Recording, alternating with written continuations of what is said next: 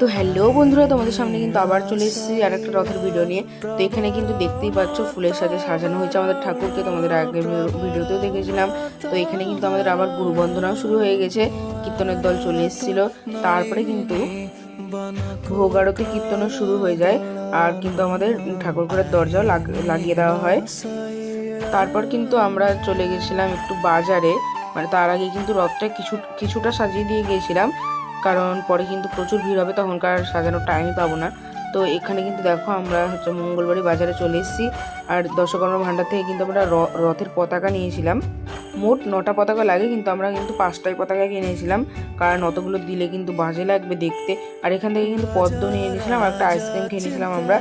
আর এখানে বাড়িতে এসে দেখি আমাদের ভোগ আরতি কীর্তন সব শেষ। আমার খুব মন খারাপ করছিল, কারণ কিন্তু আমি আরতিটা দেখতে পারলাম না এই বছর আমার বাড়ির রথে। মোট কিন্তু 27 রকম ভোগ দেওয়া হয়েছিল, মোট কিন্তু 56 রকমের করার কথা ছিল, কিন্তু একদমই কিন্তু হয়নি। তোমাদের কিন্তু আরেকবার দেখিয়ে দিচ্ছি আমাদের ঠাকুর, মানে জগন্নাথ, বলরাম, সুভদ্রা এবং রাধা গোবিন্দ, নিতাই গৌর সবাইকে। আর নিচে কিন্তু খেতে বসে গেছিলো অনেক লোক, আর উপরেও কিন্তু সবাই বসে গেছিলো। আর এদিকে কিন্তু আমাদেরকে আবার বাজারে যেতে হয়েছিল, মানে একই দোকানে আবার যেতে হয়েছিল, কারণ আমরা কিন্তু রথের ডেকোরেশনের জিনিস ভালো করে কিনিনি। তো এখানে কিন্তু আবার আমাদেরকে কিনতে হচ্ছিলো। তো রথটা কেমন হচ্ছে অবশ্যই বলে, রথের অন্য কোনো ভিডিওতে দেখাবে। বাই।